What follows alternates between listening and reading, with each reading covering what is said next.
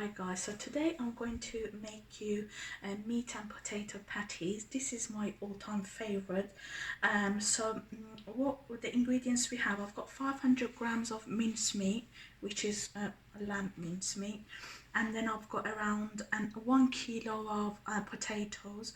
I've put them into the food processor and obviously grated them.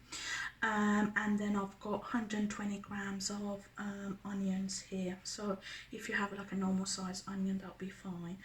And then here I've got 3 baby teaspoons of salt, and this is my baby teaspoon here. I've got 2 baby teaspoons of turmeric. I've got 1 baby teaspoon of chili powder, and then I've got 1 baby teaspoon of paprika, and then I've got 1 baby teaspoon of saffron as well. Again, I've got 2 eggs here as well that I'm going to add to my patties. What we're going to do now is I'm going to rinse my grated potatoes. This will allow all the starch to come out, and it will make your patties so much nicer. So I'm going to show you now what we need to do next. Okay guys, so you could see that I've put my potatoes into the colander, and then what I'm going to do guys, I'm going to now give it a rinse. And you could see the brown water coming out. You want to wash away all the starch. And you could see the colour even changing, you know. Literally just wash it properly. And then what I'm going to do, I'm going to let all the water come out of it for about 5-10 minutes, and then I'll show you what to do next. Okay guys, so you could see I've just let my grated potato just leave for 5-10 minutes, and then you could see the water that's drained. When you leave it like that, sometimes you don't get any water, but if you just leave it to its side, then that's when you get the water. Then what I'm going to do, I'm going to just add this to my meat, and you could see you get a nicer colour when you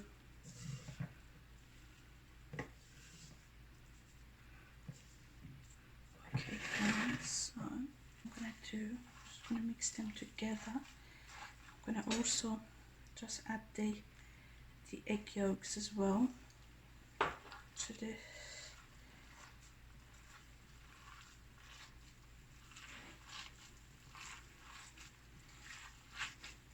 Then just give it a good mix.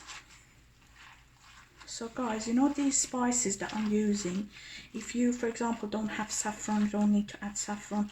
I like to add saffron to mine. I'm a big fan of saffron, so as you've noticed probably from my other videos as well, I just like to use that obviously for for the colour, obviously, yeah. So again, I'll just add the salt now to it. Add my turmeric. I will then add my chili powder, and then the paprika, and then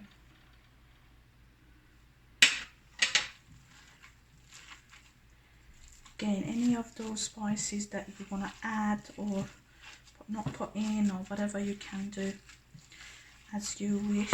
And I'm gonna just mix that well. Then I'm also gonna just add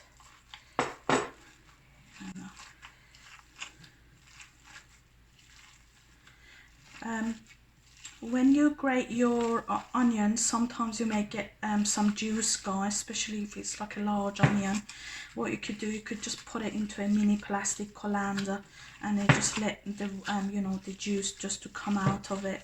Again, just like a tip for you guys to know.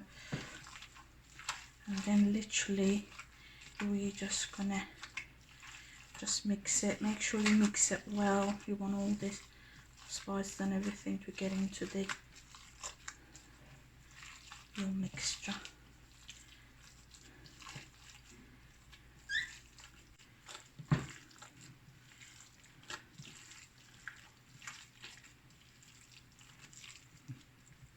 Okay, so guys, it's now ready to be fried, so I'll show you what to do next. Okay guys, so you could see I've got like a large frying pan. I've put, you know, obviously quite a lot of oil in there, because obviously I don't want this pate to stick or anything, so it needs to, you know, it needs to swim in oil, unfortunately, with this. So what I'm gonna take a little bit of this, my pate, and then what I'm gonna do, I'm going to just go like that, just use my hands, and I'll just make it round. You could make it like, you know, whatever way you like. I normally do it round, and you could do it big or small, whatever you like. And then my pan is hot, so you could see, and then I'm literally gonna do the same thing. Okay guys, so again, when you're frying it guys, you want both sides to fry really well. You don't need to keep touching it, because then it's gonna, you know, it's gonna just all come apart. Just don't touch it unless you know, until one side is properly done. Then when you know that side is done, just turn it around and let the other sides.